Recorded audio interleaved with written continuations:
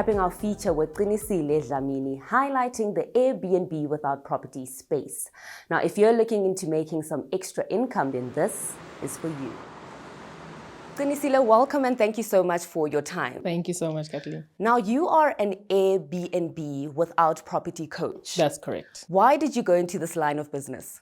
So I started with the whole Airbnb business when I was down and out. I obviously had tried previous businesses and they had failed, leaving me in a very desperate position. I was broke, I was homeless, and I had just moved into an apartment that was decent looking. Started furnishing it slowly, and I had a visitor come over and they mentioned something about it feeling like a hotel. And suddenly the idea just sparked. I always knew about the whole Airbnb idea, but I never gave it a shot. So that same day I went downstairs to building management and asked, would it be okay if I, ran my own apartment as an Airbnb? And surprisingly, they said yes. And that's where it all started. Now, would you say that this is a good investment within the South African economy?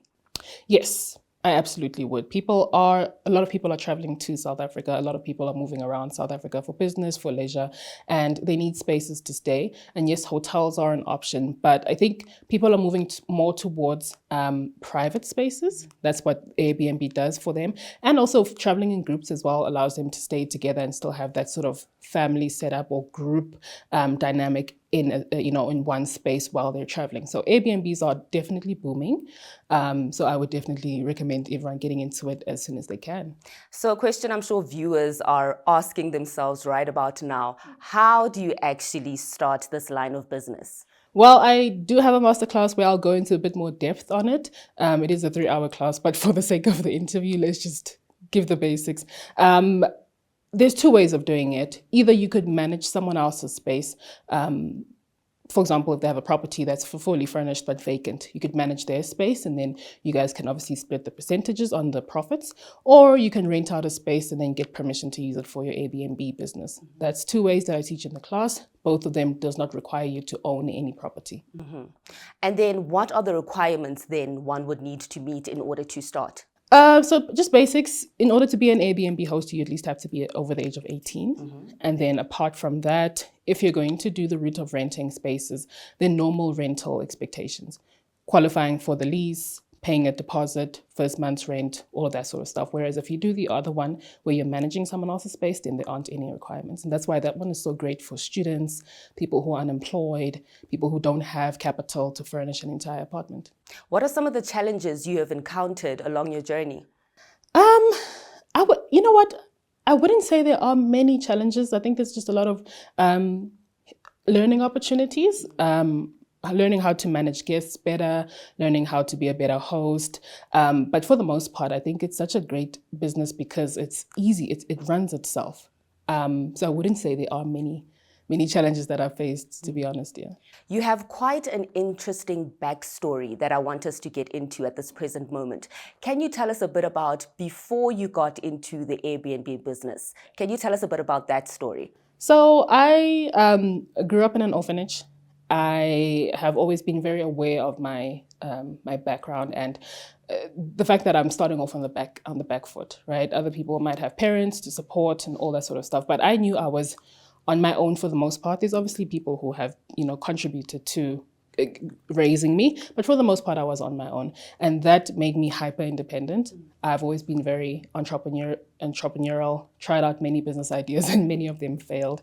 So before I got into the Airbnb one, I was running a CMT company, and that failed dismally. Left me homeless, broke, in debt, and I still got up and tried, gave something another try, and I stumbled upon the Airbnb idea, and it led me here. You did mention that you have started a lot of other businesses that you dabbled into, but they didn't quite work out.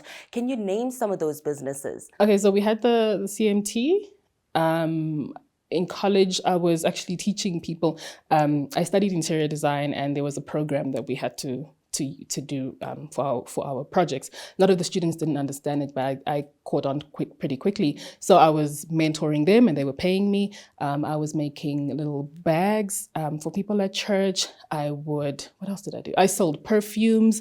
I can't even remember all of them. I just know it's a lot. Yeah. And aside from trying different businesses, I also worked in different spaces as well. I worked at Truids, I worked at Spur, I worked in hair salons, just trying everything to make money. And I think working in those spaces made me realize I don't want to work for people. I want to be my own boss. And then, started with the entrepreneurship.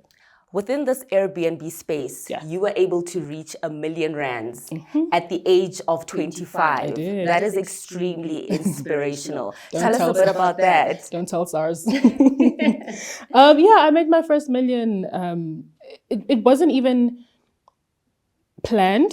It just happened by chance, and I think it came mostly because I was doing what I love, which is teaching people how they can also help themselves. Because as you heard from my story, starting this Airbnb thing really got me out of a bad situation. So I started teaching people and started helping, obviously, getting a lot of support, getting in terms of bookings, getting a lot of support in terms of students as well. And ultimately, one day I just checked my bank statements and it was like, ta-da!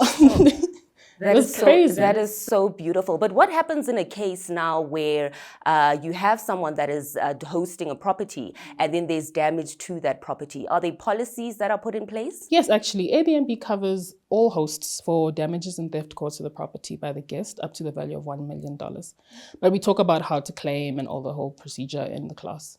Qinisile, tell us a bit about your class then. How can people join that platform? How can they be a part of it if they'd like to be a part of it? All right, so I do free masterclasses every Wednesday and every Sunday. The classes are online on Zoom. So all they need to do if they want to join the class, go to my Instagram and send me a DM and we'll send you the link to the free masterclass. Thank you so much for your time, Qinisile. Thank you, Catherine. Truly appreciate it. Thank you so much.